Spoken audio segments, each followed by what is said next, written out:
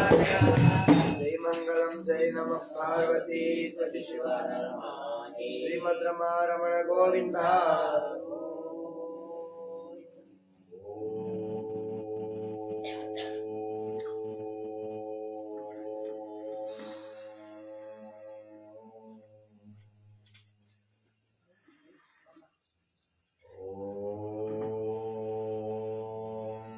श्री सिद्धारूढ़ श्री शिवानंद गुरुपर ब्रह्मणे नमः। गुरु परमात्मने नमः। परशिवन परावतारी अद्वैत चक्रवर्ती शांतमूर्ति भक्त सखा भक्तोद्धारक दीन बंधु अनाथनाಥ ಶಿವ ಪಂಚಾಕ್ಷರಿ ಮಂತ್ರವನ್ನ ಅವರಿವರೆನ್ನದೆ ಮಾನವ ಕುಲಕೋಟಿಯ ಉದ್ಧಾರಾರ್ಥವಾಗಿ ಬಹಿರಂಗದಳು ಉಚ್ಚರಿಸಿದಂತಹ ಪರಮ ಸದ್ಗುರು ಶ್ರೀ ಸಿದ್ಧಾರೂಢ ಅಪ್ಪಂಗಲವರ ಚರಣ ಕಮಲದಳು ಶಿರಸಾಷ್ಟಾಂಗ ಪ್ರಣಾಮಗಳನ್ನು ಸಮರ್ಪಣಗೈದು ಅಂತ ಸದ್ಗುರುನಾಥರ ಕರಕಮಲ ಸಂಜಾತರು ಸ್ಥಿತಪ್ರಜ್ಞ ಮೌನ ಯೋಗಿ ಮೌನವಾಗಿದ್ದುಕೊಂಡೇ ಧರೆಯ ಮಂದಿಯನ್ನು ಉದ್ಧರಿಸಿದಂಥ ಪರಮ ಪಾವನ ಪುಣ್ಯಮೂರ್ತಿ ಶ್ರೀ ಗುರುನಾಥಾರೂಢ ಅಪ್ಪಂಗಲವರ ಚರಣಕಮಲದಳು ಶಿರಸಾಷ್ಟಾಂಗ ಪ್ರಣಾಮಗಳನ್ನು ಸಮರ್ಪಣಗೈದು ಸದ್ಗುರು ಶ್ರೀ ಸಿದ್ಧಾರೂಢ ಅಪ್ಪಂಗಲವರ ಕೃಪಾದೃಷ್ಟಿಗೆ ಪಾತ್ರರಾಗಿ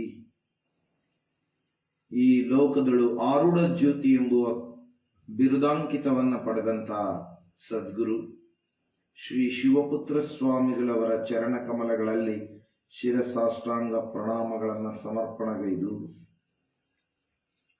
ಅಂಥ ಆರೂಢ ಜ್ಯೋತಿ ಸದ್ಗುರುವಿನ ಉಪದೇಶಾಮೃತದ ಸಾರದ ಬಲದಿಂದಲೇ ಪ್ರಕರಣ ಪ್ರವೀಣರೆಂಬುವ ಬಿರುದಾಂಕಿತವನ್ನು ಉಂಡು ಹರಿಕಥಾ ವಿದ್ವಾನ್ ಆಗಿ ಈ ಭಾಗದಲ್ಲೆಲ್ಲ ಸಂಚರಿಸಿ ಶ್ರೀ ಸಿದ್ಧ ಸಂಪ್ರದಾಯ ಈ ಭಾಗದಳು ಪ್ರವೇಶಿಸಲಿಕ್ಕೆ ಕಾರಣೀಭೂತರಾದಂಥ ಪರಮ ಸದ್ಗುರು ಶ್ರೀ ಬಸವಾನಂದ ಶ್ರೀಗಳವರ ಚರಣಕಮಲದಳು ಶಿರಸಾಷ್ಟಾಂಗ ಪ್ರಣಾಮಗಳನ್ನು ಸಮರ್ಪಣಗೈದು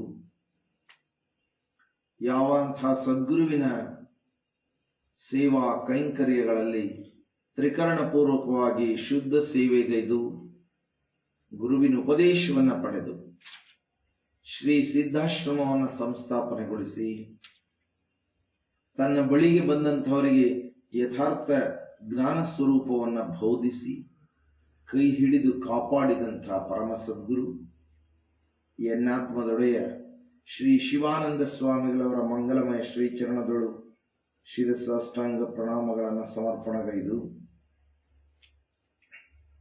ಈ ಪವಿತ್ರ ಸುಕ್ಷೇತ್ರದ ಸಂಸ್ಥಾಪಕರಾದ ಶ್ರೀ ಶಿವಾನಂದ ಸ್ವಾಮಿಗಳವರ ಪವಿತ್ರಮಯವಾದ ಜೀವನ ಹಾಗೂ ಸಚ್ಚಾಸ್ತ್ರ ವಿಚಾರವನ್ನು ಒಳಗೊಂಡಂತಹ ಶ್ರೀ ಶಿವಾನಂದ ಕಥಾಮೃತವು 56 ಅಧ್ಯಾಯಗಳನ್ನು ಒಳಗೊಂಡಿದ್ದು ಪರಮ ಸದ್ಗುರು ಶ್ರೀ ಸಿದ್ಧಾರೂಢ ಅಪ್ಪಂಗಲವರ ಪವಿತ್ರ ಚರಿತಾಮೃತ ಶ್ರೀ ಸಿದ್ಧಾರೂಢ ಕಥಾಮೃತದಂತೆ 56 ಅಧ್ಯಾಯಗಳಿರ್ತಕ್ಕಂಥದ್ದಿದ್ದು ಪ್ರತಿದಿನ ಒಂದು ಅಧ್ಯಾಯವನ್ನು ಈಗಾಗಲೇ ಶ್ರೀ ಸಿದ್ಧಾರೂಢ ಕಥಾಮೃತವನ್ನು ನಡೆಸಿದಂತೆ ಈ ಸಂವತ್ಸರ ಶ್ರೀ ಶಿವಾನಂದ ಕಥಾಮೃತದ ಒಂದು ಅಧ್ಯಾಯವನ್ನು ಪಾರಾಯಣ ಮಾಡತಕ್ಕಂಥ ಪರಮಾವಕಾಶ ನಮಗೆಲ್ಲ ದೊರಕಿರ್ತಕ್ಕಂಥದ್ದಿದ್ದು ಅಂತಹ ಪವಿತ್ರ ಅವಕಾಶದಲ್ಲಿ ಕ್ಷೇತ್ರದಳು ರಥರಾಗಿರ್ತಕ್ಕಂಥ ಸರ್ವ ಸಜ್ಜನ ಭಕ್ತುಗಳಿಗೂ ಹಾಗೂ ಫೇಸ್ಬುಕ್ ಲೈವ್ದೊಳಗೆ ಆಸೀನರಾಗಿ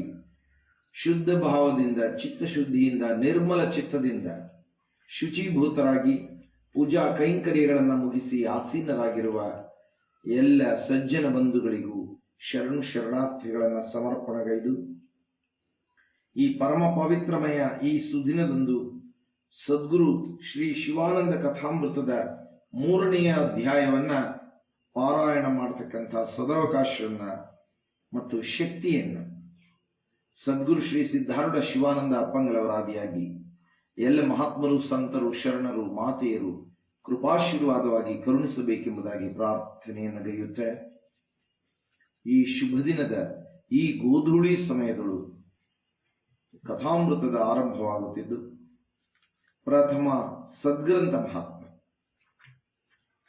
ಶ್ರೀ ಗುರುಭ್ಯೋ ನಮಃ. ಸದ್ಗ್ರಂಥ ಮಹಾತ್ಮೆ ಪರ ಶಿವನ ಪರಾವತಾರಿ, ಪರಬ್ರಹ್ಮ ಸ್ವರೂಪಿ, ಶಾಂತ ಸದ್ಗುಣಮಣಿ, ತಾರಕೋಪದೇಶಕಾರಕ, ಭಕ್ತರ ಭವಬಂಧ ನಿವಾರಕ, ಪರಮ ಸದ್ಗುರು ಶ್ರೀ ಸಿದ್ಧಾರೂಢರ ದಿವ್ಯ ಮಂಗಲಮಯ ಚರಣ ಹಿಡಿಯುವುದೇ ಶ್ರೇಷ್ಠವು. ಈ ಪವಿತ್ರಮಯ ಆರೂಢ ಸಂಪ್ರದಾಯದಳು ಶ್ರೀ ಸಿದ್ಧ ಪುರುಷರ ಕೃಪಾನುಗ್ರಹ ಲೀಲೆಯಿಂದ ಈ ಧರೆಯೊಳು ಜನಿಸಿ ಬಂದ ಶ್ರೀ ಶಿವಾನಂದ ಸದ್ಗುರುವಿನ ಜೀವನ ಹಾಗೂ ಸುವಿಚಾರ ಭರಿತ ಸದ್ಗ್ರಂಥ ಪಠಿಸುವುದರಿಂದ ಜನ್ಮ ಸಾರ್ಥಕ್ಯ ಪ್ರಾಪ್ತಿಯು. ಪಾರಾಯಣದಳು ಭಕ್ತಿ, ಶ್ರದ್ಧೆ, ನಂಬಿಕೆಯಿಂದ ಶ್ರವಣ ಮಾಡುವ ನರರಿಗೆ ಸಕಲ ದೋಷ ಸಂಕಷ್ಟಗಳು ನಿವೃತ್ತಿಯಾಗುವವು. ಸದ್ಗುರು ಕೃಪಾದೃಷ್ಟಿಯಿಂದ ಸುಜ್ಞಾನ, ಸುವಿಚಾರ, ಸನ್ಮಾರ್ಗ, ಸದ್ಗತಿ ಹಾಗೂ ಮೋಕ್ಷದ ಪಥವನ್ನು ನರರಿಗೆ ವರ ಜ್ಞಾನ ರೂಪದಲ್ಲಿ ಕರುಣಿಸುವರು. ನಿಜ ಭಕ್ತನಾದವನು ಸದ್ಗ್ರಂಥ ಪಠಿಸಲು ಶುದ್ಧಾಂತಃಕರಣದಿಂದ ಸದ್ವಾಸನಾಯುಕ್ತನಾಗಿ ಮಂಗಲ ದ್ರವ್ಯಗಳಿಂದ ಪ್ರಶಾಂತ ಸ್ಥಳದಲ್ಲಿ ಸದ್ಭಕ್ತರೊಡಗೂಡಿ ಸತ್ಸಂಕಲ್ಪಾಚರಣೆ ನಡೆಸಬೇಕು. ಶಿವಪಂಚಾಕ್ಷರಿ ನಾಮಸ್ಮರಣೆಯೊಂದಿಗೆ ಸದ್ಭಾವದಿಂದ ಶ್ರೀ ಗುರುಚರಣ ಸ್ಮರಿಸಿ ಮಂಗಲ ಜ್ಯೋತಿ ಬೆಳಗಬೇಕು. ಶ್ರೀ ಸಿದ್ಧರ ಸ್ತುತಿಗೈದು ಶ್ರೀ ಗುರುವಿನ ವರಪ್ರಸಾದವನ್ನು ಭಕ್ತಿಯಿಂದ ಸ್ವೀಕರಿಸಲು ಪರಮಾನಂದಮಯವಾಗುವುದು. ಈ ಪರಿಯಳು ಸದ್ಗ್ರಂಥ ಪಠಿಸಲಿಕ್ಕೆ ಸದ್ಗುರು ಶ್ರೀ ಸಿದ್ಧ ಶಿವಾನಂದರ ಕೃಪಾನುಗ್ರಹ ಪ್ರಾಪ್ತಿ ಹಾಗೂ ಭಕ್ತ ಜನರಿಗೆ ಮೋಕ್ಷ ಪಥ ಸಿದ್ಧವಾಗುವುದು ಸತ್ಯವಿರುವುದು. ಓಂ ನಮಃ ಶಿವಾಯ. ಶ್ರೀ ಗಣೇಶಾಯ ನಮಃ. ಶ್ರೀ ಗುರುಭ್ಯೋ ನಮಃ. ಅಧ್ಯಾಯ 3. ಶ್ರೀ ಸಿದ್ಧ ಚರಣದ ಮಹಿಮೆಯಿಂದಲೇ ವ್ಯಾಘ್ರ ನರನಾಗಿರುವನು. ನರರೂಪ ಹೊಂದಿದ ಶ್ರೀ ಗುರುನಾಥ ರೂಢರೊಳು ತಾನೇ ನೆಲೆಸಿಹನು. ಶಿಷ್ಯ ಪ್ರಚಿಷ್ಯ ರೂಪದಿಂದಲೇ ಅದ್ವೈತ ಬೋಧಿಪನು. ಮೌನಯೋಗದಿ ದೃಷ್ಟಿ ಮಾತ್ರದಿ ಭಕ್ತರನು ಸಲೆಪಾಲಿಪನು.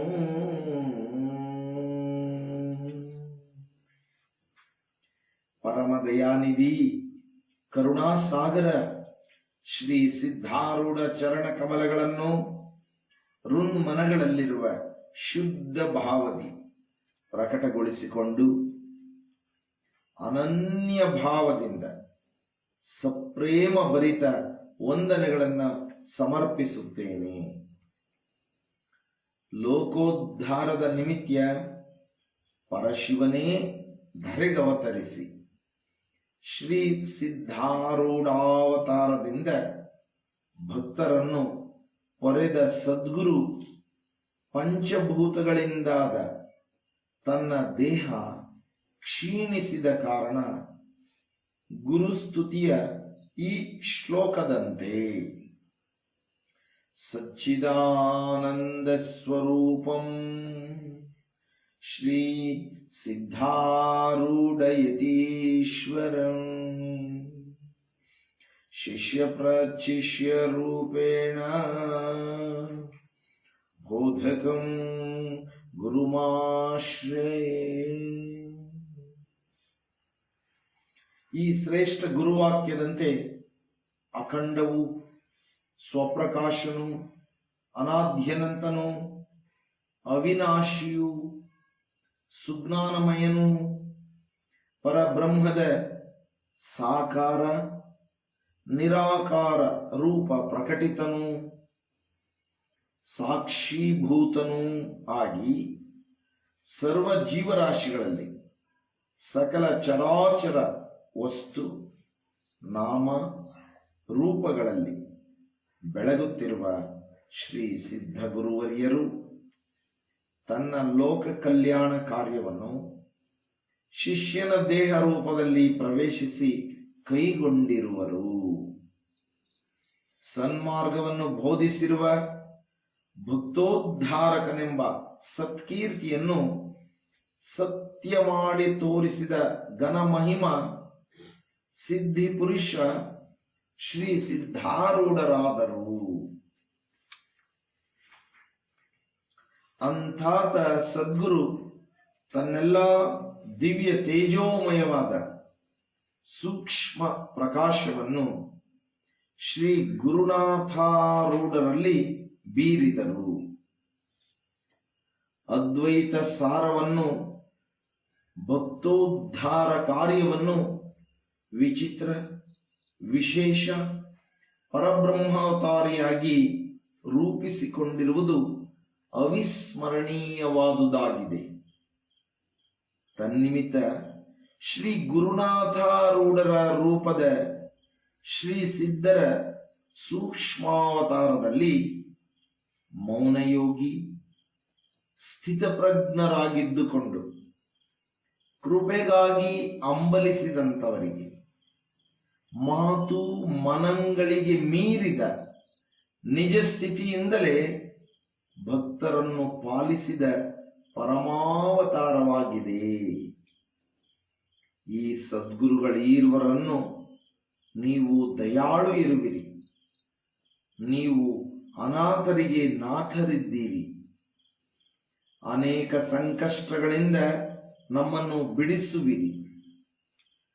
ನಿಮ್ಮ ಚರಣಗಳಲ್ಲಿ ನಮ್ಮ ಸ್ವಹಿತವನ್ನ ಇರಿಸಿ ಪಾರಾಗುವೆವು. ಶರಣಾಗತರನ್ನು ಸತ್ಯವಾಗಿ ನೀವು ಸ್ವತಃ ಸಂಭಾಳಿಸುವಿರಿ. ಇದರಲ್ಲಿ ಏನೇನೂ ಸಂಶಯವಿಲ್ಲವು. ನೋಡಿದಿರ ಸದ್ಭಕ್ತರುಗಳಿರ, ಪುಣ್ಯಾತ್ಮರುಗಳಿರ, ಯಾವ ಸದ್ಗುರುವಿನ ಪುಣ್ಯ ಚರಣಗಳನ್ನ ಹಿಡಿದಂಥವನನ್ನ ಸದ್ಗುರು ಸ್ವತಃ ಕಾಪಾಡುವಂಥವನಾಗುವನು. ಆ ಗುರುಚರಣವನ್ನ ಹೊಂದುವುದೇ ಶ್ರೇಷ್ಠವು. ಗುರುವಿನ ದಿವ್ಯ ಜ್ಞಾನ ದೃಷ್ಟಿಗೆ ಪಾತ್ರನಾದಂಥವನು ಜನ್ಮ ಸಾರ್ಥಕ್ಯವನ್ನು ಹೊಂದುವನು ಎಂತಲೂ ಇದರಲ್ಲಿ ಏನೇನೂ ಸಂಶಯವಿಲ್ಲವೋ. ಈ ಪ್ರಕಾರದ ಕೀರ್ತಿಯು ನಿಮಗೇ ಸಲ್ಲುತ್ತದೆ.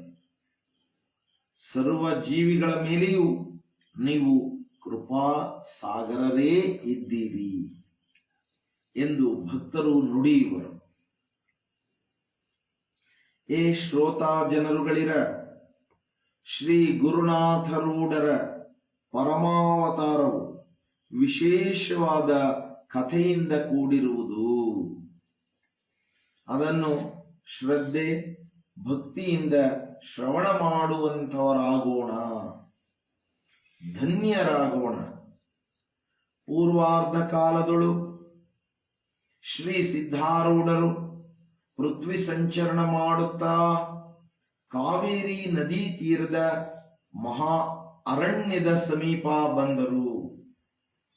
ನದಿ ದಂಡೆಯಲ್ಲಿ ಕುರಿ ಕಾಯುವ ಹುಡುಗರು ಕುರಿ ಮೇಯಿಸಲಿಕ್ಕೆ ಬಿಟ್ಟು ಆಟವಾಡುತ್ತಿದ್ದರು.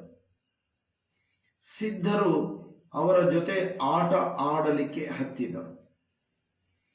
ಆಟವಾಡುವುದರಲ್ಲಿ ಶ್ರಮವಾಗಿ ಹುಡುಗರಿಗೆ ಹಸಿವೆಯಾಯಿತು.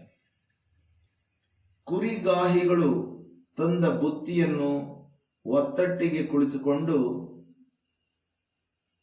ಶ್ರೀ ಸಿದ್ಧರಿಗೂ ನೀಡಿ ಆನಂದದಿಂದ ಉಣ್ಣುತ್ತಿದ್ದರು.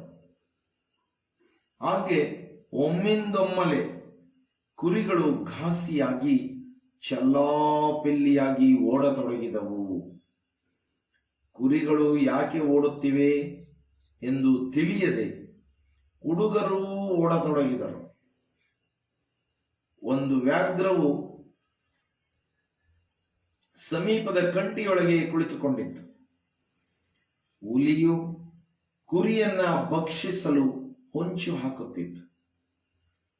ಹಾಗೆ ಸಿದ್ಧರು ಏನು ಮಾಡಿದರೆಂದರೆ, ಹುಲಿಯ ಹಿಂದಿನಿಂದ ಸಾವಕಾಶ ಬಂದು ಅಕಸ್ಮಾತ್ತಾಗಿ ಅದರ ಬೆನ್ನ ಮೇಲೆ ಕೈಯಾಡಿಸಿದರು.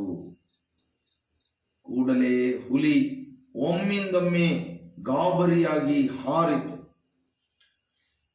ಸಿದ್ಧರು ಅದರ ಬೆನ್ನು ಹತ್ತಿ ಹೋಗಿ ಕಿವಿ ಹಿಡಿಯಲು ಶಕ್ತಿಪಾತವಾಗಿ ಸುಮ್ಮನೆ ನಿಂತಿತು. ಆಗ ಸಿದ್ಧರು ಅದರ ಬೆನ್ನ ಮೇಲೆ ಹತ್ತಿ ಕುರಿ ಕಾಯುವ ಹುಡುಗರನ್ನು ಕೂಗಿ ಕರೆದರು. ಸಿದ್ಧರ ಸಣ್ಣ ಮೂರ್ತಿಯು ಆ ಮಹಾವ್ಯಾಘ್ರದ ಬೆನ್ನ ಮೇಲೆ ಕೂತಿರುವುದನ್ನು ಕಂಡು ಕುರಿಗಾಹಿಗಳು ಅತ್ಯಾಶ್ಚರ್ಯಭರಿತರಾದರು. ಹುಡುಗರು ಭಯಭೀತರಾಗಿ ಸಿದ್ಧರು ಕರೆದರೂ ಸಮೀಪ ಹೋಗಲಿಲ್ಲ. ಹಾಗೆ ಸಿದ್ಧರು, ಎಲೇ ಹುಡುಗರುಗಳಿರ, ನೀವು ಹೆದರಬೇಡಿ, ನಿಮಗೆ ಆಡಿಸಲಿಕ್ಕೆ ಇನ್ನೊಂದು ಪಶುವನ್ನು ತಂದಿರುವೆನು. ಇದು ಬಹು ಸಾಧು ಪ್ರಾಣಿಯಾಗಿರುವುದು, ನಿಮಗೆ ಹಾನಿ ಮಾಡುವುದಿಲ್ಲ ಎಂದರು.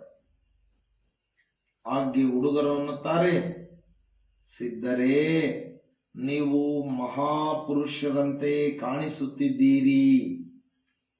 ನಿನ್ನ ಕಡೆ ವಶ್ಯ ಸಿದ್ಧಿಗಳಿದ್ದರೂ ಇರಬಹುದು, ನಮಗೆ ಆ ಶಕ್ತಿ ಇರುವುದಿಲ್ಲ. ಹುಲಿ ಸಹಜವಾಗಿ ಕ್ರೂರ ಮೃಗ. ನಮ್ಮ ಮೇಲೆ ಅದು ತನ್ನ ಸ್ವಭಾವ ತೋರಿಸಿ ಬಿಡುವುದು. ನಿಮ್ಮ ಮಾತಿನಲ್ಲಿ ನಮಗೆ ವಿಶ್ವಾಸವಿಲ್ಲ, ನಮಗೆ ಭಯವಾಗುತ್ತಿದೆ ಎಂದರು. ಹಾಗೆ ಸಿದ್ಧರು ಒಬ್ಬ ಹುಡುಗನನ್ನು ಬಲಾತ್ಕಾರದಿಂದ ಹುಲಿಯ ಮೇಲೆ ಕೂಡಿಸಿ ಆಟವಾಡಿದರು. ಹುಲಿಯಾದರೂ ಮೋರೆ ಕೆಳಗೆ ಮಾಡಿ ಸ್ವಸ್ಥ ಚಿತ್ತದಿಂದ ನಿಲ್ಲುವಂತಾಯಿತು.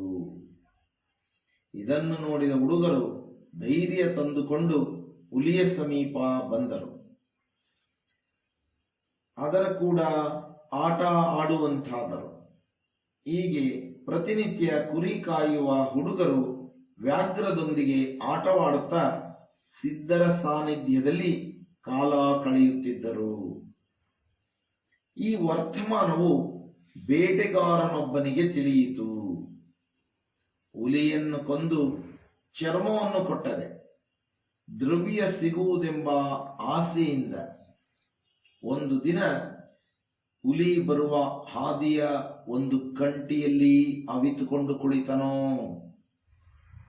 ಯಥಾ ಪ್ರಕಾರ ಕುರಿ ಕಾಯುವ ಹುಡುಗರು ಮತ್ತು ಸಿದ್ಧರು ಅಲ್ಲಿಗೆ ಬಂದರು. ಹುಲಿಯು ಆನಂದದಿಂದ ಸಿದ್ಧರ ಕಡೆ ನೋಡುತ್ತಾ ನಿಶಂಕ ಸ್ಥಿತಿಯಿಂದ ಬರುತ್ತಿತ್ತು. ಬೇಟೆಗಾರ ಗುರಿ ಹಿಡಿದು ತುಪಾಕಿ ಹಾರಿಸಿದನು. ತುಪಾಕಿಯ ಗುಂಡು ಹುಲಿಯ ಕೊರಳೊಳಗೆ ತೂರಿತು. ಹಾಗೆ ಹುಲಿ ಹಾರಿ ಬೇಟೆಗಾರನನ್ನು ನೋಡಿ ಅವನ ಮೈ ಮೇಲೆ ಬಿದ್ದು ತೆಕ್ಕೆ ಹಾಕಿ ಹೊಟ್ಟೆಯನ್ನು ಸೀಳಿತು. ಕೂಡಲೇ ಹುಲಿ ಮತ್ತು ಬೇಟೆಗಾರ ನಿಶ್ಚೇಷ್ಟಿತರಾಗಿ ಬಿದ್ದರು. ತಕ್ಷಣ ಇದನ್ನೆಲ್ಲ ನೋಡಿದ ಸಿದ್ಧರು ಮತ್ತು ಹುಡುಗರು ಅಲ್ಲಿಗೆ ಓಡಿ ಬಂದರು. ಮಹಾತ್ಮರು ವ್ಯಾಘ್ರದ ಬಳಿ ಬರಲು ಅದು ಮೆಲ್ಲಗೆ ತನ್ನ ಮಸ್ತಕವನ್ನು ಸಿದ್ಧರ ಪಾದದ ಮೇಲೆ ಇಟ್ಟಿತು. ಹುಲಿಯ ನೇತ್ರಗಳಿಂದ ಅಶ್ರುಧಾರೆಯಾಗುತ್ತಿತ್ತು.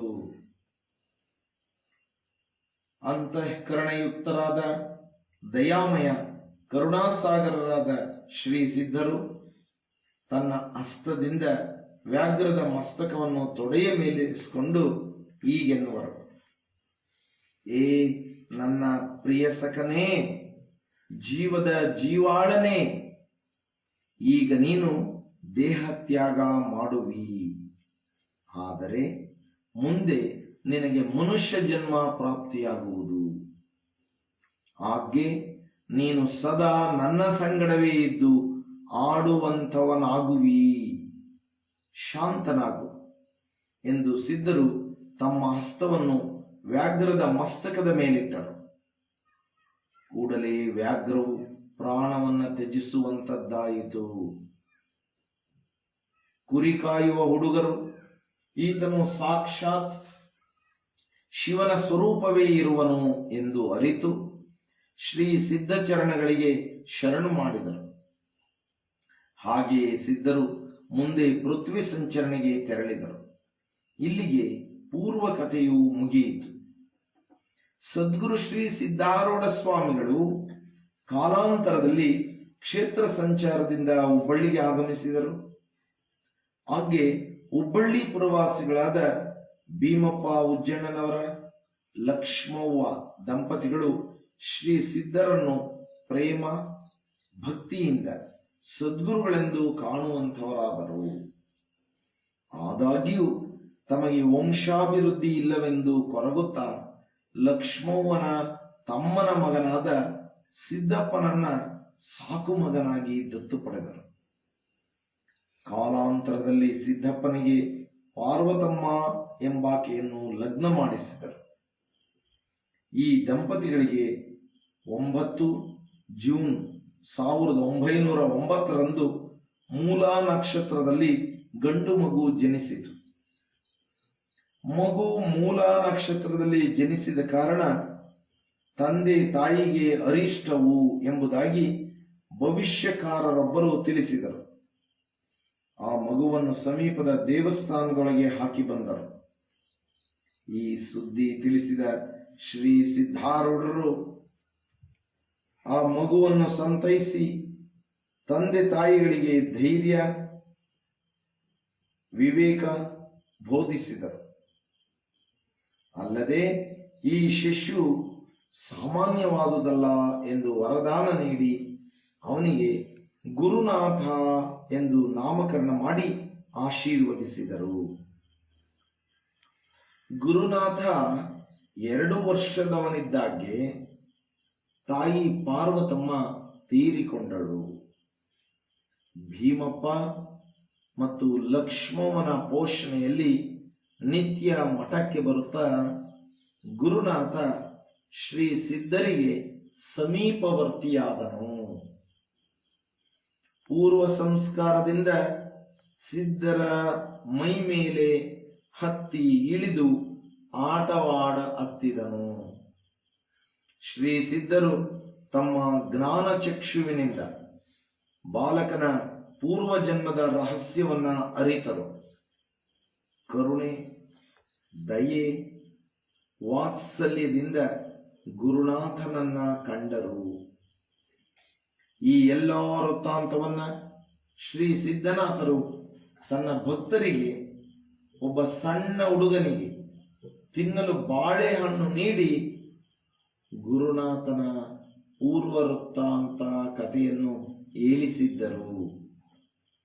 ಇಂದಿನ ಜನ್ಮದಲ್ಲಿ ವ್ಯಾಘ್ರನಾದಗ್ಗೆ ಸಿದ್ಧರು ವ್ಯಾಘ್ರನ ಮೇಲೆ ಹತ್ತಿ ಕೂಡುತ್ತಿದ್ದರು.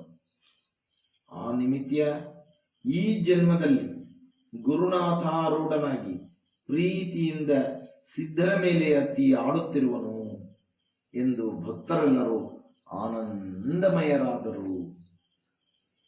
ಶ್ರೀ ಸಿದ್ಧರು ಕೆಲ ಕಾಲದ ನಂತರ ತಮ್ಮ ಪ್ರಮುಖ ಭಕ್ತರೊಂದಿಗೆ ಅತ್ತಿಮತ್ತೂರು ದಾಸೋಹದಲ್ಲಿ ಸರಳವಾಗಿ ವಿಧಿವತ್ತಾಗಿ ಬಾಲನಿಗೆ ಸನ್ಯಾಸ ದೀಕ್ಷೆ ನೀಡಿ ಶ್ರೀ ಗುರುನಾಥಾರೂಢ ಎಂಬುದಾಗಿ ನಾಮಘೋಷ ಮಾಡಿದರು. ಮತ್ತು ಹೀಗೆಂದಿದ್ದರು, ಇಂದಿನಿಂದ ನಾನು ಗುರುನಾಥ, ಬೇರೆಯಲ್ಲ. ನನ್ನಲ್ಲಿಟ್ಟ ಭಕ್ತಿಯನ್ನು ಅವನಲ್ಲಿಯೂ ಇಡಿರಿ ಎಂದು ಹೇಳಿದ್ದರು. ನೋಡಿದಿರ ಸಜ್ಜನರೇ, ಸದ್ಗುರು ಶ್ರೀ ಸಿದ್ಧಾರೂಢ ಅಪ್ಪಂಗಲವರ ಸಮಾನತಾ ಭಾವ, ಶುದ್ಧ ಭಾವ ಇಲ್ಲಿ ಪ್ರಕಟಗೊಂಡಿರತಕ್ಕಂಥದ್ದಿದೆ. ಯಾವ ತನ್ನ ಭಕ್ತರಿಗೆ ಶ್ರೀ ಗುರುನಾಥಾರೂಢನಿಗೂ ತನಗೆ ನೀಡಿದಂತಹ ಪವಿತ್ರವಾದ ಭಕ್ತಿ, ಶುದ್ಧ ಭಾವ, ಸುಜ್ಞಾನ ಭರಿತ ಸೇವಾ ಕೈಂಕರ್ಯಗಳನ್ನು ಗುರುನಾಥಾರೂಢನಲ್ಲೂ ಇಡಿರಿ ಎಂಬುದಾಗಿ ಸದ್ಗುರು ಸಿದ್ಧಾರೂಢ ಅಪ್ಪಂಗರವರು ಲೋಕದ ಮಂದಿಗೆ ಅರುಹಿರ್ತಕ್ಕಂಥವರಿದ್ದಾರೆ.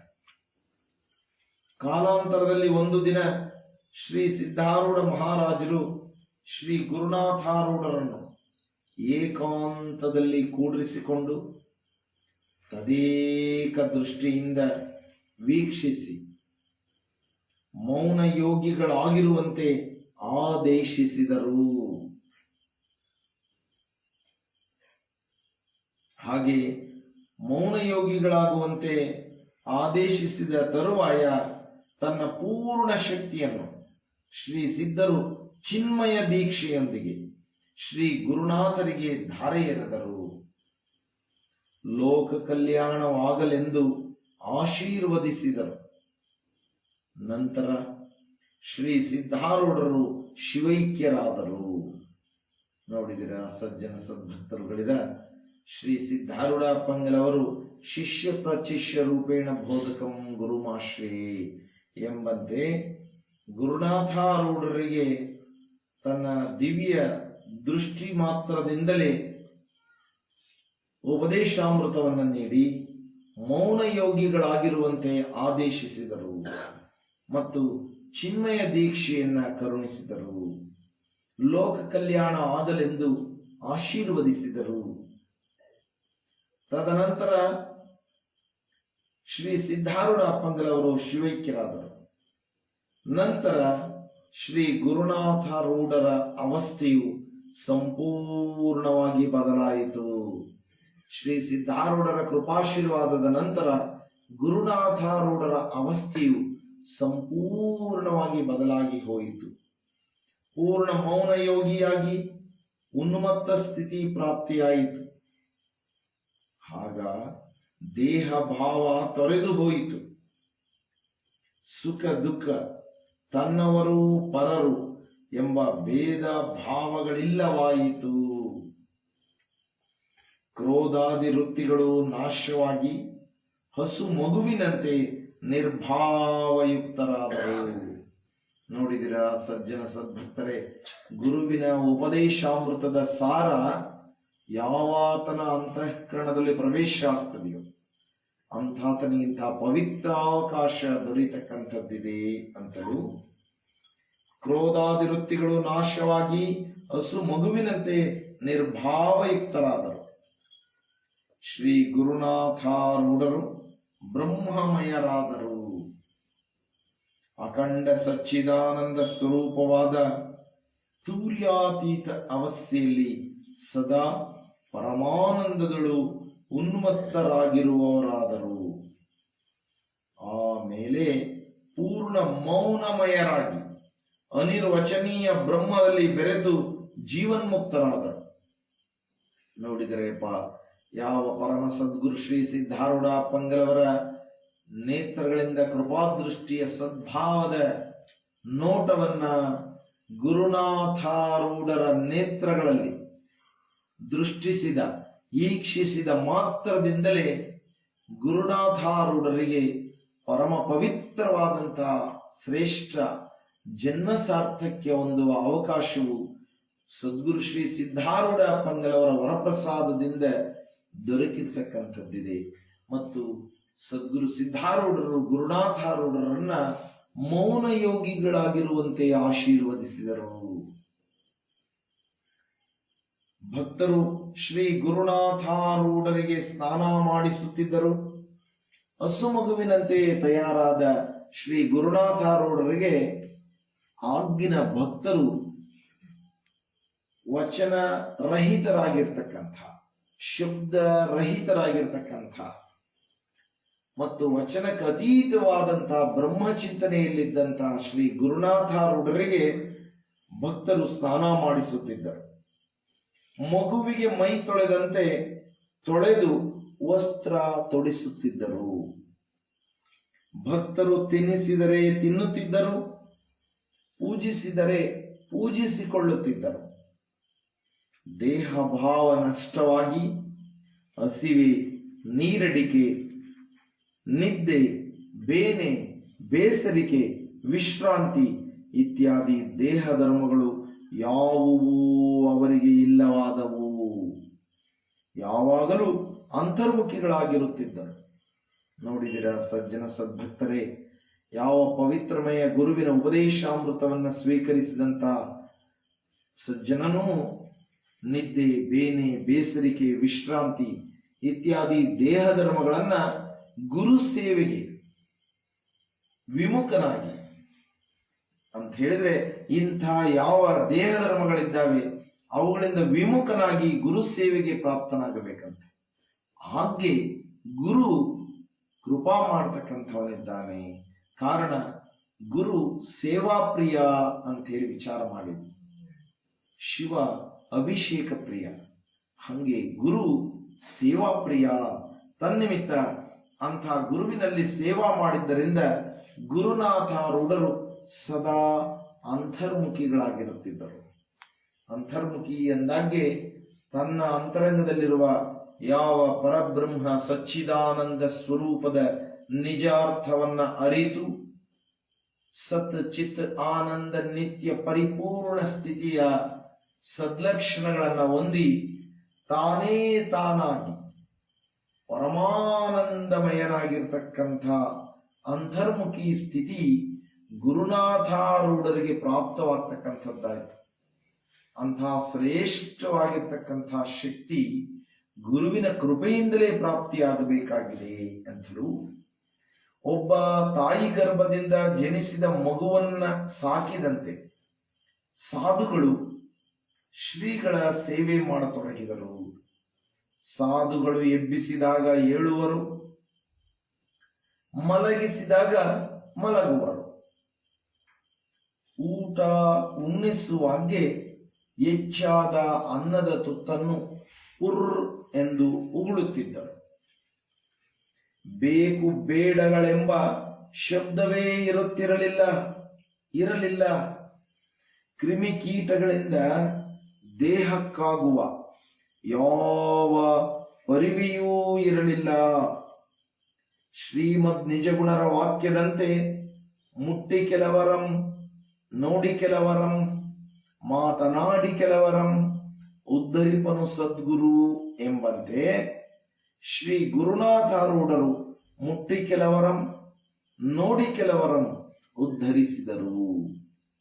ನೋಡಿದಿರ ಭಗವತ್ ಸತ್ಪಾತ್ರರೇ, ಪುಣ್ಯಾತ್ಮರುಗಳಿರ ಶ್ರೀ ಸಿದ್ಧಾರೂಢ ಅಪ್ಪಂಗಲವರ ಕೃಪಾಶೀರ್ವಾದ ಉಪದೇಶಾಮೃತದ ಬಲವು ಎಷ್ಟಿತ್ತೆಂತ ಹೇಳಿದರೆ, ಯಾವ ಗುರುವಿನ ಕೃಪಾಶೀರ್ವಾದ ಹೊಂದುವವರೆಗೂ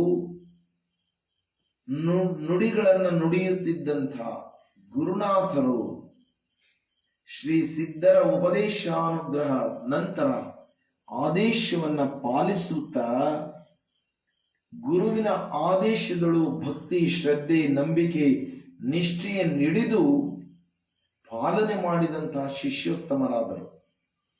ಅಂತ ಹೇಳಿದ್ರೆ ಗುರುವಿನ ಆಜ್ಞೆಯೇ ಪ್ರಮಾಣವೆಂದು ಅರಿತು ನೀನು ನುಡಿಯನ್ನು ನುಡಿಯಲೇಬಾರದು ವಚನ ರೂಪದಳು ಅಂತ ಹೇಳಿದ್ದನ್ನ ಶಿರಸಾವಹಿಸಿ ಗುರುವಿನ ಆಜ್ಞೆಯನ್ನ ಪಾಲಿಸಿದಂತಹ ಸತ್ಕೀರ್ತಿ ಗುರುನಾಥಾರೂಢರಿಗೆ ಸಲ್ಲತಕ್ಕಂಥದ್ದಿದೆ. ಕಾರಣ ಶಬ್ದ ರೂಪದಲ್ಲಿ ವಿಚಾರ ಮಾಡತಕ್ಕಂಥದ್ದು, ನುಡಿಯತಕ್ಕಂಥದ್ದು ಬಹು ಸುಲಭ. ಸರ್ವವನ್ನು ಅರಿತು ಮೌನ ಯೋಗಿ ಆಗಬೇಕು ಅಂತಂದ್ರೆ ಅದು ಬಹು ಕಠಿಣವಾದ ಸಂಗತಿ. ಆದಾಗ್ಯೂ ಶ್ರೀ ಗುರುನಾಥಾರೂಢರು ಗುರುವಿನ ಆಜ್ಞೆಯನ್ನು ಪಾಲಿಸುತ್ತ ಮೌನ ಯೋಗಿಗಳಾಗಿ ಸ್ಥಿತಪ್ರಜ್ಞರಾಗಿ ಮುಟ್ಟಿ ಕೆಲವರಂ ನೋಡಿ ಕೆಲವರಂ ಉದ್ಧರಿಸುತ್ತಾ ಸದ್ಗುರು ಎಂಬುವ ಪರಮ ಪವಿತ್ರ ಅವಕಾಶವನ್ನ ಶ್ರೀ ಗುರುನಾಥಾರೂಢರು ಹೊಂದಿ ಅನೇಕ ಮಂದಿ ಸಜ್ಜನರನ್ನ ಸದ್ಭಕ್ತರನ್ನ ಉದ್ಧರಿಸಿದರು. ಕೆಲ ಭಕ್ತರು ಶ್ರೀ ಗುರುನಾಥರನ್ನು ತಮ್ಮ ಗೃಹದೊಳಗೆ ಕರೆದುಕೊಂಡೋಗಿ ಭಕ್ತಿಯಿಂದ ಪಾದಪೂಜೆ ಮಾಡುತ್ತಿದ್ದರು. ಗುರುವಿನ ಚರಣ ಪೂಜೆ ಕೈಂಕರ್ಯವು ಅತ್ಯಂತ ಪವಿತ್ರ ಶ್ರೇಷ್ಠಮಯವಾಗಿರ್ತಕ್ಕಂಥದ್ದು. ಅಂತಹ ಗುರುವಿನ ಚರಣಗಳನ್ನ ಪಿಡಿದು ಜ್ಞಾನಾಮೃತ ಸಾಗರನಾಗಿ ಇರ್ತಕ್ಕಂಥ ಗುರುವಿನ ಜ್ಞಾನೋಪದೇಶವನ್ನು ಹೊಂದಿದ್ದು ಸತ್ಯವೇ ಆದಲ್ಲಿ, ಗುರು ಚರಣಗಳ ಸ್ಪರ್ಶ ಪೂಜಾ ಕೈಂಕರ್ಯಗಳನ್ನು ಹೊಂದಿದ್ದೇ ಸತ್ಯವಾದಲ್ಲಿ, ಯಾವ ಸದ್ಗುರು ಶ್ರೀ ಸಿದ್ಧಾರೂಢ ಅಪ್ಪಂಗಳವರ ಕೃಪಾಶೀರ್ವಾದದಿಂದ ಗುರುನಾಥಾರೂಢರಾಗಿ ಬೆಳಗಿರ್ತಕ್ಕಂಥ ಶ್ರೇಷ್ಠ ಸಂಗತಿಯು ನಮ್ಮಗಳ ಅಂತಃಕರಣದಲ್ಲಿಯೂ ಬಲಿಯಲಿಕ್ಕೆ ಕಾರಣೀಭೂತವಾಗ್ತಕ್ಕಂಥ ನಿಜ ಸ್ಥಿತಿಯಾಗಿದೆ. ಹಾಗೆ ಅಂತಹ ಪರಮ ಪವಿತ್ರಮಯ ಶ್ರೀ ಸಿದ್ಧರ ಕರಕಮಲ ಸಂಜಾತರಾದ ಶ್ರೀ ಗುರುನಾಥರನ್ನ ಭಕ್ತರು ತಮ್ಮ ಗೃಹಗಳಿಗೆ ಕರೆದುಕೊಂಡು ಹೋಗಿ ಭಕ್ತಿಯಿಂದ ಪಾದಪೂಜೆ ಮಾಡುತ್ತಿದ್ದರು. ಸಾಕ್ಷಾತ್ ಶ್ರೀ ಸಿದ್ಧಾರೂಢರೇ ಆಗಮಿಸಿರುವರೆಂಬುದಾಗಿ ಪರಮಾನಂದ ಪಡುತ್ತಿದ್ದರು. ಅಲ್ಲಿ ಸಿದ್ಧಾರೂಢರು ಬೇರೆ, ಗುರುನಾಥಾರೂಢರು ಬೇರೆ ಅಂಥೇಳಿ ಯಾವ ಭೇದವನ್ನು ಭಕ್ತರು ದ್ವೈತವನ್ನ ಎಣಿಸುತ್ತಿರಲಿಲ್ಲ. ಶ್ರೀ ಸಿದ್ಧಾರೂಢರ ರೂಪವೇ ಗುರುನಾಥಾರೂಢರಲ್ಲಿ ನಮಗೆ ಪ್ರಾಪ್ತಿಯಾಗಿದೆ ಅನ್ನುವಂಥ ಶುದ್ಧಾಂತಃಕರಣದ ಸದ್ಭಾವವನ್ನ ಹಿಡಿದು ಭಕ್ತರು ಗುರುನಾಥರನ್ನ ತಮ್ಮ ಗೃಹಗಳಿಗೆ ಕರೆದುಕೊಂಡು ಹೋಗಿ ಪಾದಪೂಜೆಯನ್ನು ಮಾಡಿ ಪರಮಾನಂದ ಪಡುತ್ತಾ ಶ್ರೀ ಸಿದ್ಧಾರೂಢರೇ ಈ ರೂಪದೊಳಗೆ ಆಗಮಿಸಿದ್ದಾರೆ ಅನ್ನೋ ಶುದ್ಧ ಭಾವವನ್ನು ಹೊಂದುತ್ತಿದ್ದರು. ಶಾಂತಿ ಸಾಗರರಾದ ಶ್ರೀ ಗುರುನಾಥಾರೂಢರು ಸದಾ ಪರ ಬ್ರಹ್ಮಸ್ವರೂಪಿಗಳಾಗಿ ಭಕ್ತರ ಸಂಕಷ್ಟಗಳನ್ನ ಸೂಕ್ಷ್ಮವಾಗಿ ಪರಿಹರಿಸುತ್ತಿದ್ದರು. ಕಾರಣ ವಚನಗಳಲ್ಲಿ ನುಡಿಯದೇ ಇರುವ ನಿಮಿತ್ತವಾಗಿ ಗುರುನಾಥಾರೂಢರು ಮೌನವಾಗಿದ್ದುಕೊಂಡೇ ಭಕ್ತರ ಸಕಲ ಸಂಕಷ್ಟಗಳನ್ನ ನಿವಾರಣೆ ಮಾಡತಕ್ಕಂತಹ ಗುರುದೇವನಾಗಿ ಪ್ರಕಟಗೊಂಡರು ಮತ್ತು ಭಕ್ತರ ಸಂಕಷ್ಟಗಳನ್ನ ಸೂಕ್ಷ್ಮವಾಗಿ ಪರಿಹರಿಸುತ್ತಿದ್ದರು. ಇದನ್ನು ನೋಡಿದ ಕುಹಕ ಬುದ್ಧಿಯ ಜನರು ಶ್ರೀ ಗುರುನಾಥರನ್ನ ಇವನಿಗೆ ಬುದ್ಧಿ ಇಲ್ಲ, ಶಾಸ್ತ್ರ ಹೇಳಲು ಬರುವುದಿಲ್ಲವಾದ್ದರಿಂದ ಮೂಕನಾಗಿದ್ದಾನೆ, ಮಠದ ಆಗು ಹೋಗುಗಳನ್ನು ನೋಡುವುದಿಲ್ಲ ಮುಂತಾದ ಕೊಂಕು ನುಡಿಗಳನ್ನು ಆಡುತ್ತಿದ್ದರು. ಇನ್ನೂ ಕೆಲವರು ಮಾತು ಬಿಟ್ಟಾಕ್ಷಣ ಯಾರಾದರೂ ಸ್ವಾಮಿಯಾಗುತ್ತಾರೆಯೇ, ದೇವರಾಗುತ್ತಾರೆಯೇ ಎನ್ನುತ್ತಿದ್ದರು. ಬೇಕಾದಾಗ ಉಣ್ಣುತ್ತಾನೆ, ತಿನ್ನುತ್ತಾನೆ, ಮುಂಬೈ ಬೆಂಗಳೂರು ಭಕ್ತರ ಮನೆಗೋಗಿ ರೊಕ್ಕ ತರುತ್ತಾನೆ, ಪಲ್ಲಕ್ಕಿಯಲ್ಲಿ ಕೂತು ಮೆರೆಯುತ್ತಾನೆ. ಹೀಗೆ ಇರುವ ಇವನು ದೇವರು ಹ್ಯಾಂಗೆ ಆಗುತ್ತಾನೆ ಎಂದೆಲ್ಲ ವ್ಯಂಗ್ಯೋಕ್ತಿಗಳನ್ನು ಮಾಡುತ್ತಿದ್ದರು. ನೋಡಿದಿರ ಸಜ್ಜನರುಗಳಿರ, ಸದ್ಭಕ್ತರುಗಳಿರ, ಶ್ರೀ ಸಿದ್ಧಾರೂಢ ಅಪ್ಪಂಗಲವರಿಗೆ ಹ್ಯಾಂಗೆ ಮಂದಿ ನಾನಾ ಬಗೆಯ ಉಪಟಳ, ನಿಂದನೆ, ಅಪಮಾನ, ಅವಮಾನಗಳನ್ನು ಗೈದರೋ ಅದೇ ತೆರನಾಗಿ ಗುರುನಾಥಾರೂಢರನ್ನು ಸಹ ವ್ಯಂಗ್ಯೋಕ್ತಿಗಳಿಂದ ಅವಮಾನಿಸಿದರು, ಅಪಮಾನಿಸಿದರು. ಆದಾಗ್ಯೂ ಆದರೆ ಶ್ರೀ ಗುರುನಾಥರು ವ್ಯಂಗ್ಯೋಕ್ತಿಗಳಿಗೆ ಪ್ರತಿಕ್ರಿಯಿಸುತ್ತಿರಲಿಲ್ಲ.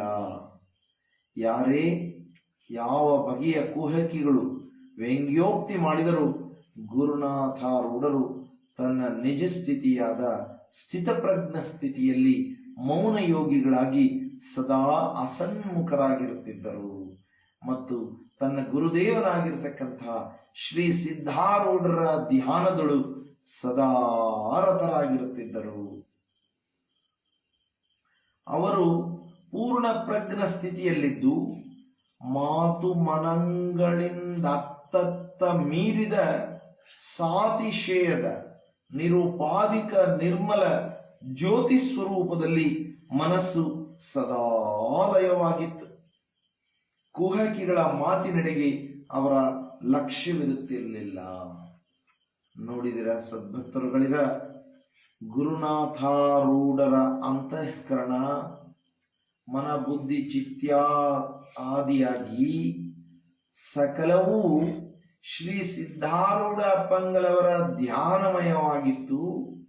ಅಲ್ಲದೆ ಅವರ ಸ್ಥಿತಿ ಪೂರ್ಣ ಪ್ರಜ್ಞದೊಳಿದ್ದು ಮಾತು ಮನಗಳಿಂದ ಅತ್ತತ್ತ ಮೀರಿದ ಸಾತಿಶಯದ ನಿರುಪಾಧಿಕ ನಿರ್ಮಲ ಜ್ಯೋತಿ ಸ್ವರೂಪದೊಳಗೆ ಮನವನ್ನ ನಿಲ್ಲಿಸಿದಂಥವರಾಗಿದ್ದರು ಶ್ರೀ ಗುರುನಾಥಾರೂಢ ಅಪ್ಪಂಗಳವರು.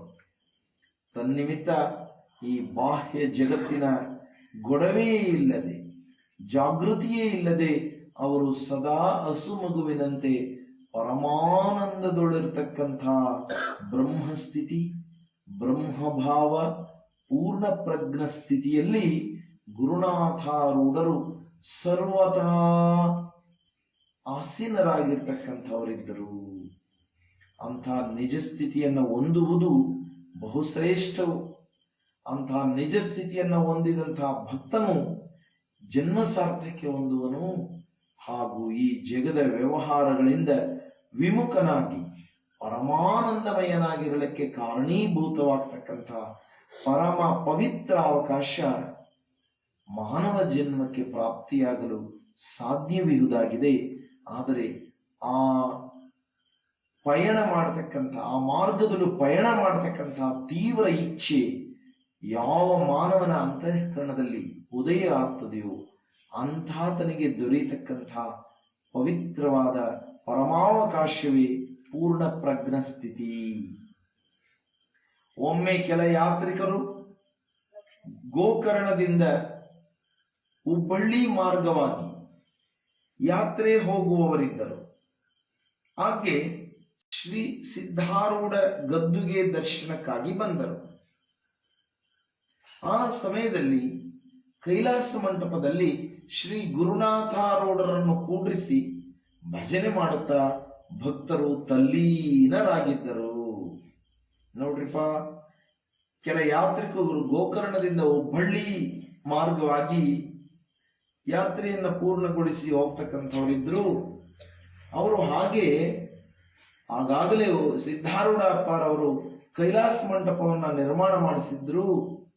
ಶ್ರೀ ಗುರುನಾಥಾರೂಢರನ್ನ ಭಕ್ತರು ಕೈಲಾಸ ಮಂಟಪದೊಳಗೆ ಗುರುಪೂಜೆಗಾಗಿ ಕೂಡ್ರಿಸಿ ಆನಂದದಿಂದ ಭಜನಾ ಮಾಡುವಂತಹ ಕಾಲದಲ್ಲಿ ಯಾತ್ರಿಕರೊಳಗಿನ ಓರ್ವನು ಎದ್ದು ನಿಂತು ಶ್ರೀ ಗುರುನಾಥಾರೂಢರಿಗೆ 4 ಹಿತವಚನ ಬೋಧಿಸಬೇಕೆಂದು ವಿನಂತಿಸಿಕೊಂಡನು.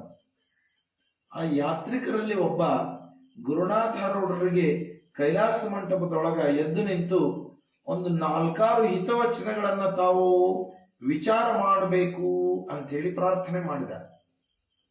ಹಾಗೆ ಅಲ್ಲಿದ್ದ ಒಬ್ಬ ಸಾಧು ಶ್ರೀ ಗುರುನಾಥಾರೂಢರ ಮೌನ ಸ್ಥಿತಿಯ ಬಗ್ಗೆ ವಿವರಿಸಿದರು. ಆ ಯಾತ್ರಿಕರಿಗೆ ಗುರುನಾಥಾರೂಢರ ನಿಜ ಸ್ಥಿತಿ, ಪೂರ್ಣ ಪ್ರಜ್ಞ ಸ್ಥಿತಿ, ಮೌನ ಸ್ಥಿತಿ ಅರಿವಿಗೆ ಇದ್ದಿದ್ದಿಲ್ಲ.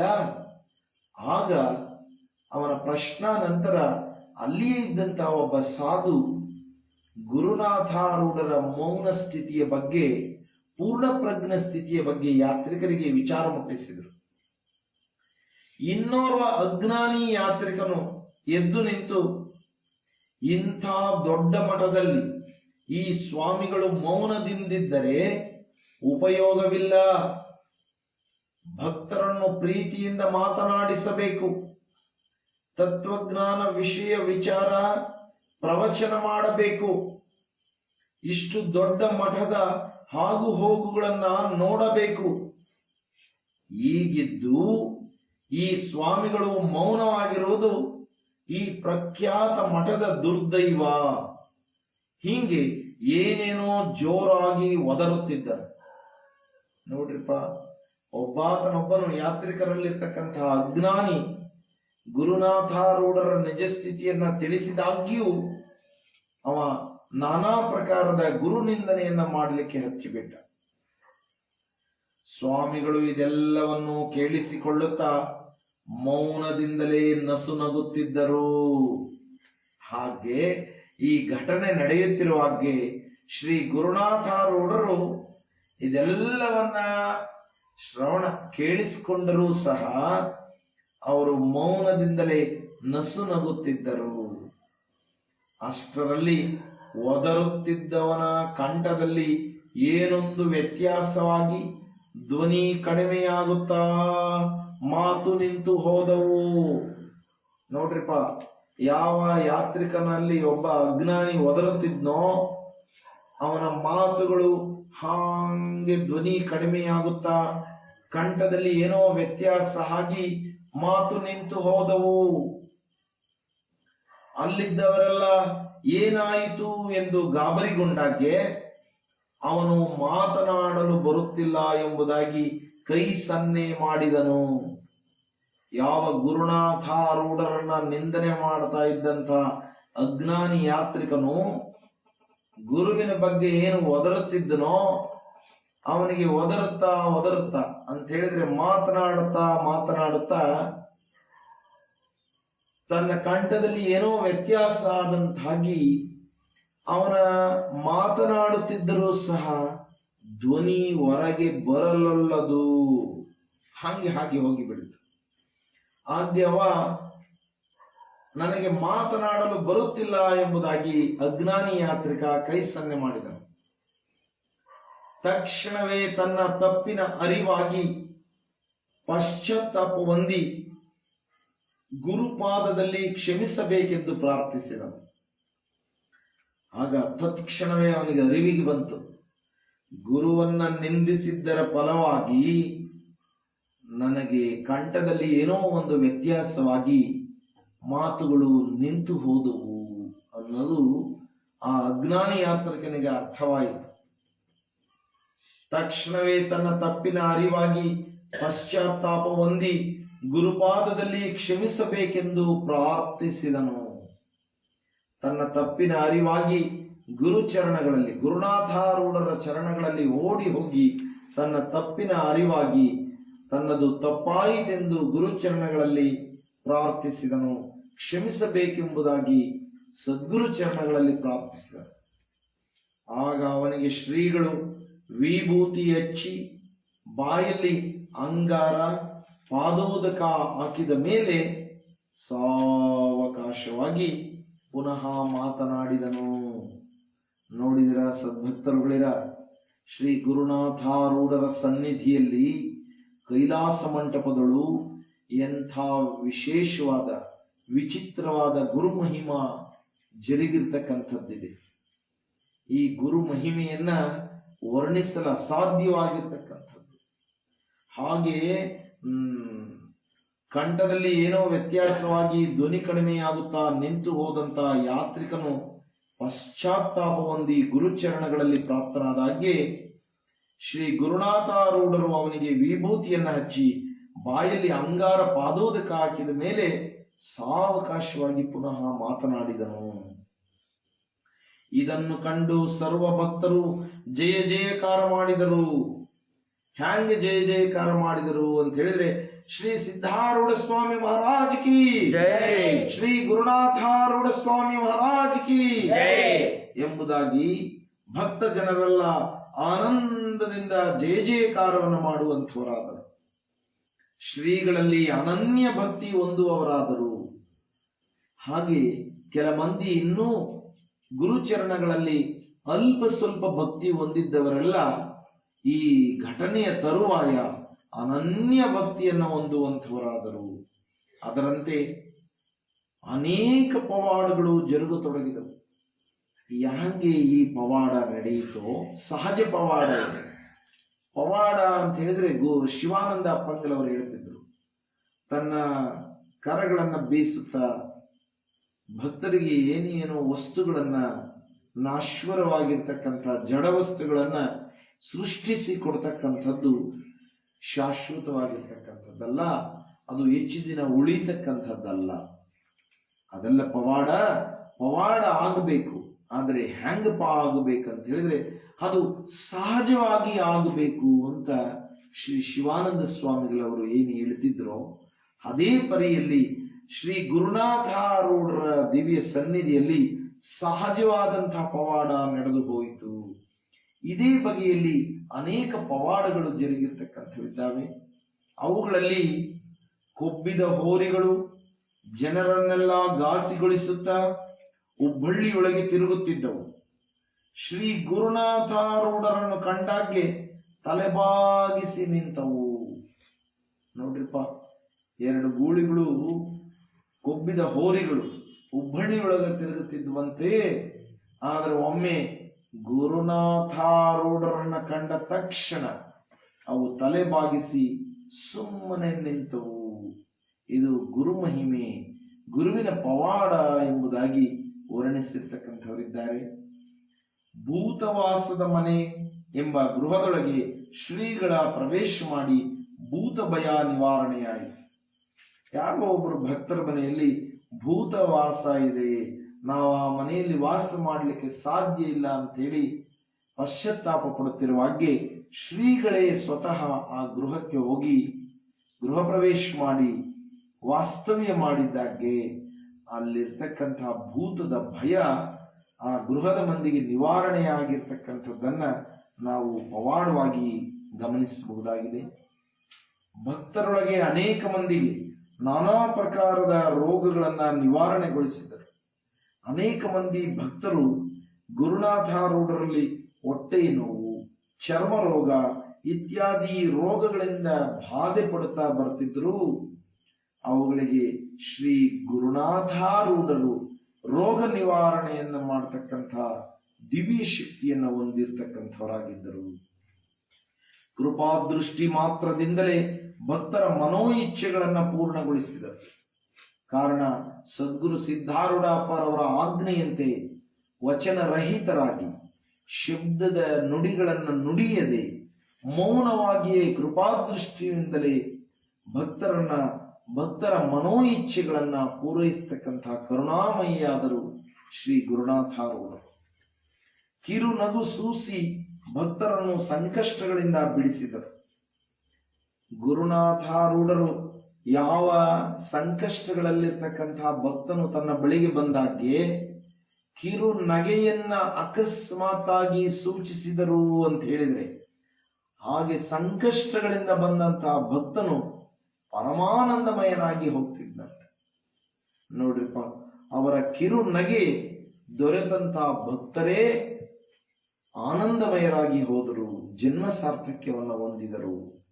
ಹೀಗೆ ಭಕ್ತರ ಆರಾಧ್ಯ ದೈವವಾಗಿ ಕಂಗೊಳಿಸಿದ ಮಹಾಮೌನಿ, ಸ್ಥಿತಪ್ರಜ್ಞ, ಗುರುವಿನ ಆಜ್ಞೆಯನ್ನು ಪಾಲಿಸಿದ ನಿಜ ಸಾಧು. ಹೀಗೆ ಗುರುವಿನ ಆಜ್ಞೆಯನ್ನ ಪಾಲಿಸ್ತಕ್ಕಂಥ ಶಿಷ್ಯರು ಬಹುವಿರಳ. ಯಾವ ಸಿದ್ಧಾರೂಢಪ್ಪರವರು ಹೇಳಿದ ಒಂದೇ ಒಂದು ವಾಕ್ಯ, ನೀನು ಮೌನ ಯೋಗಿಯಾಗು ಅಂತ ಹೇಳಿದಂತ ಒಂದೇ ಒಂದು ವಾಕ್ಯವನ್ನು ನಡೆದು ಜನ್ಮ ಪರ್ಯಂತು ಒಂದೇ ಒಂದು ನುಡಿಯನ್ನು ತನ್ನ ಜಿಹ್ವೆಯಿಂದ ಉಚ್ಚರಿಸದೆ ಮೌನ ಯೋಗಿಯಾಗಿ ಸಾಧನೆ ಮಾಡಿದಂತಹ ಪರಮಶಿಷ್ಯ ಸಿದ್ಧಾರೂಢ ಅಪ್ಪಂಗಲವರ ಕರಕಬಲ ಸಂಜಾತರಾದಂತಹ ಸ್ಥಿತಪ್ರಜ್ಞರಾದಂತಹ ದೃಷ್ಟಿ ಮಾತ್ರದಿಂದಲೇ, ಕಿರು ನಗುವಿನ ಮಾತ್ರದಿಂದಲೇ ಭಕ್ತರನ್ನ ಉದ್ಧರಿಸಿದಂತಹ ಪರಮ ಕರುಣಾಮಯ ನಿಜ ಸಾಧು ಶ್ರೀ ಗುರುನಾಥಾರೂಢರ ಪೂರ್ಣಾವತಾರವು 13 ಮೇ 1962ರಲ್ಲಿ ಪೂರ್ಣಗೊಂಡಿತು. ಈಗಲೂ ಹುಬ್ಬಳ್ಳಿಯ ಶ್ರೀ ಸಿದ್ಧಾರೂಢ ಮಠವು ಧರ್ಮ ಜಾಗೃತಿ ಸ್ಥಾನವಾಗಿದೆ.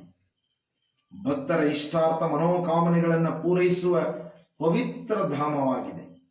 ಯತಿದ್ವಯರ ಗದ್ದುಗೆಯನ್ನು ಅಂತಃಕರಣ ಶುದ್ಧಿ ದ್ವಾರ ದರ್ಶನ ಮಾಡಿದ್ದಲ್ಲಿ ಜನ್ಮ ಸಾರ್ಥಕ್ಯ ಹೊಂದಬಹುದಾಗಿದೆ ಅಂತ ಹೇಳಿದ್ರೆ, ಪ್ರಸ್ತುತ ಈಗಲೂ ಸಹ ಶ್ರೀ ಸಿದ್ಧಾರೂಢ ಹಾಗೂ ಶ್ರೀ ಗುರುನಾಥಾರೂಢ ಅಪ್ಪಂಗಳವರ ದಿವ್ಯ ಶಕ್ತಿ ಬಲವು ಶ್ರೀ ಸಿದ್ಧಾರೂಢ ಗುರುನಾಥಾರೂಢ ಗದ್ದುಗೆಯಲ್ಲಿ ಪ್ರವಹಿಸ್ತಕ್ಕಂಥದ್ದಿದೆ.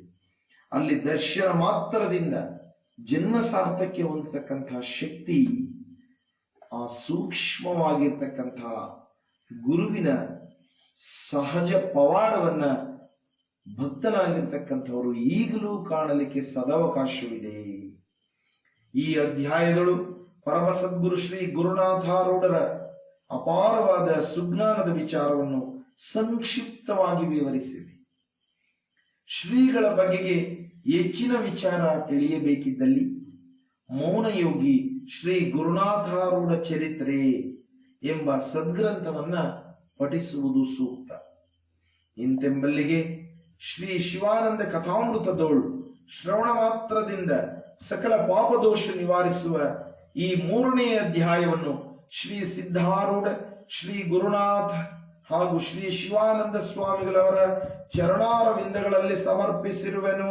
ಜೈ ಜೈ ಮಂಗಳ ನಮ ಪಾರ್ವತಿ ಪತಿ ಶಿವ ಹರ ಹರ ಮಹಾದೇವ್. श्रीमद जगद्गुरु सिद्धारूढ़ स्वामी महाराज की जय.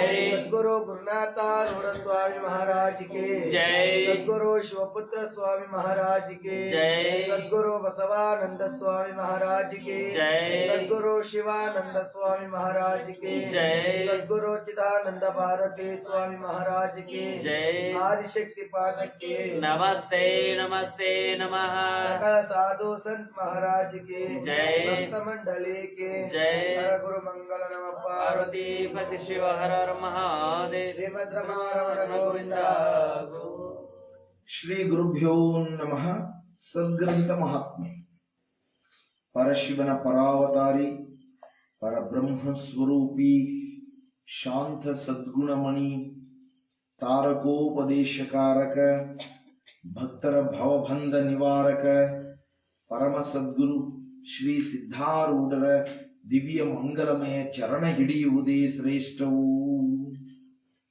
ಈ ಪವಿತ್ರಮಯ ಆರೂಢ ಸಂಪ್ರದಾಯದೊಳು ಶ್ರೀ ಸಿದ್ಧಪುರುಷರ ಕೃಪಾನುಗ್ರಹ ಲೀಲೆಯಿಂದ ಈ ಧರೆಯೊಳು ಜನಿಸಿ ಬಂದ ಶ್ರೀ ಶಿವಾನಂದ ಸದ್ಗುರುವಿನ ಜೀವನ ಹಾಗೂ ಸುವಿಚಾರ ಭರಿತ ಸದ್ಗ್ರಂಥ ಪಠಿಸುವುದರಿಂದ ಜನ್ಮ ಸಾರ್ಥಕ್ಯ ಪ್ರಾಪ್ತಿಯು. ಪಾರಾಯಣದಳು ಭಕ್ತಿ, ಶ್ರದ್ಧೆ, ನಂಬಿಕೆಯಿಂದ ಶ್ರವಣ ಮಾಡುವ ನರರಿಗೆ ಸಕಲ ದೋಷ ಸಂಕಷ್ಟಗಳು ನಿವೃತ್ತಿಯಾಗುವವು. ಸದ್ಗುರುವು ಕೃಪಾದೃಷ್ಟಿಯಿಂದ ಸುಜ್ಞಾನ, ಸುವಿಚಾರ, ಸನ್ಮಾರ್ಗ, ಸದ್ಗತಿ ಹಾಗೂ ಮೋಕ್ಷದ ಪಥವನ್ನು ನರರಿಗೆ ವರ ಜ್ಞಾನ ರೂಪದಲ್ಲಿ ಕರುಣಿಸುವರು. ನಿಜ ಭಕ್ತನಾದವನು ಸದ್ಗ್ರಂಥ ಪಠಿಸಲು ಶುದ್ಧಾಂತಃಕರಣದಿಂದ ಸದ್ವಾಸನಾಯುಕ್ತನಾಗಿ ಮಂಗಲ ದ್ರವ್ಯಗಳಿಂದ ಪ್ರಶಾಂತ ಸ್ಥಳದಲ್ಲಿ ಸದ್ಭಕ್ತರೊಡಗೂಡಿ ಸತ್ಸಂಕಲ್ಪಾಚರಣೆ ನಡೆಸಬೇಕು. ಶಿವ ಪಂಚಾಕ್ಷರಿ ನಾಮಸ್ಮರಣೆಯೊಂದಿಗೆ ಸದ್ಭಾವದಿಂದ ಶ್ರೀ ಗುರುಚರಣ ಸ್ಮರಿಸಿ ಮಂಗಲ ಜ್ಯೋತಿ ಬೆಳಗಬೇಕು. ಶ್ರೀ ಸಿದ್ಧರ ಸ್ತುತಿಗೈದು ಶ್ರೀ ಗುರುವಿನ ವರಪ್ರಸಾದವನ್ನು ಭಕ್ತಿಯಿಂದ ಸ್ವೀಕರಿಸಲು ಪರಮಾನಂದವಾಗುವುದು. ಈ ಪರಿಯೊಳು ಸದ್ಗ್ರಂಥ ಪಠಿಸಲ್ಕೆ ಸದ್ಗುರು ಶ್ರೀ ಸಿದ್ಧ ಶಿವಾನಂದರ ಕೃಪಾನುಗ್ರಹ ಪ್ರಾಪ್ತಿ ಹಾಗೂ ಭಕ್ತ ಜನರಿಗೆ ಮೋಕ್ಷ ಪಥ ಸಿದ್ಧವಾಗುವುದು ಸತ್ಯವಿಹುದು.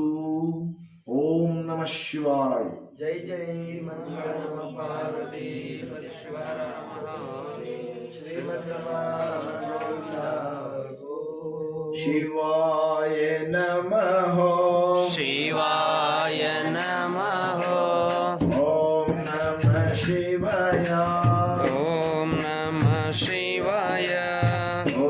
ನಮಃ ಶಿವಾಯ ಓಂ ನಮಃ ಶಿವಾಯ ಶಿವಾಯ ನಮಃ ಶಿವಾಯ ನಮಃ ಶಿವಾಯ ನಮಃ ಶಿವಾಯ ನಮಃ ಓಂ ನಮಃ ಶಿವಾಯ ಓಂ ನಮಃ ಶಿವಾಯ ಓಂ ನಮಃ ಶಿವಾಯ ಓಂ ನಮಃ ಶಿವಾಯ ಶಿವಾಯ ನಮಃ ಶಿವಾಯ ನಮಃ ಶಿವಾಯ ನಮಃ ಶಿವಾಯ ನಮಃ ಓಂ ನಮಃ ಶಿವಾಯ ಓಂ ನಮಃ ಶಿವಾಯ ಓಂ ನಮಃ ಶಿವಾಯ ಓಂ ನಮಃ ಶಿವಾಯ ಶಿವಾಯ ನಮಃ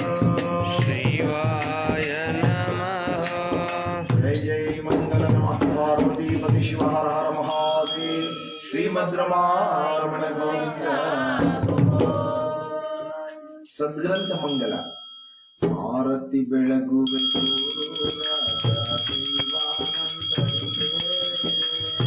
ಆರತಿ ಬೆಳಗುವೆ ಗುರು ರಾಜ ಶಿವಾನಂದರಿಗೆ ಆನಂದಮಯನ ಮಹಿಮೆ ಸಾರುವ ಆನಂದಮಯನ ಮಹಿಮೆ ಸಾರುವ ಸಾಕ್ಷಾತ್ಕಾರಕ್ಕೆ. ಆರತಿ ಬೆಳಗುವೆ ಗುರು ರಾಜ ಶಿವಾನಂದರಿಗೆ ಆನಂದಮಯನ ಮಹಿಮೆ ಸಾರುವ ಸಾಕ್ಷಾತ್ಕಾರಕ್ಕೆ.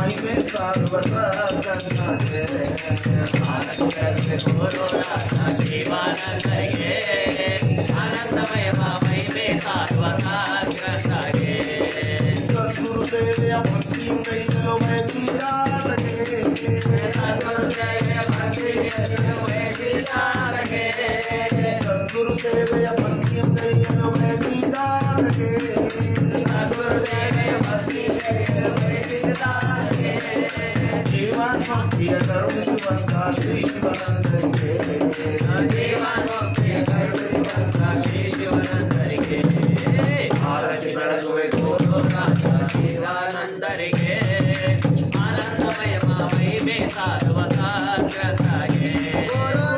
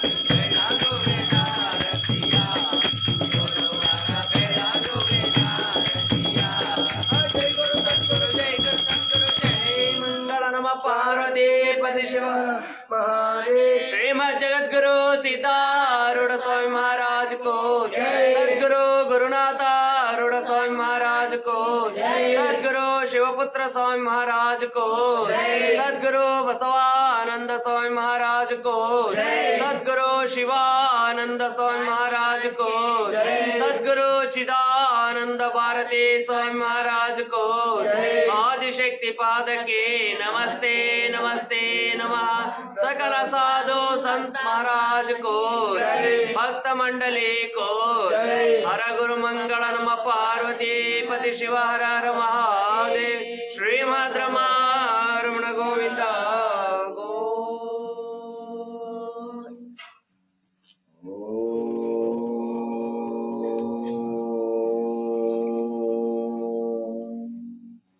चैतन्यं शाश्वतं शान्तं व्योमातीतं निरञ्जनं नादबिन्दुकलातीतं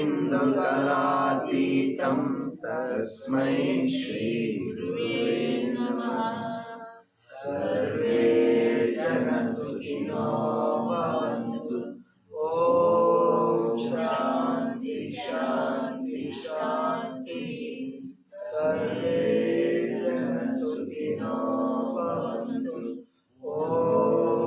शांति शांति शांति सर्वे जन सुखिनो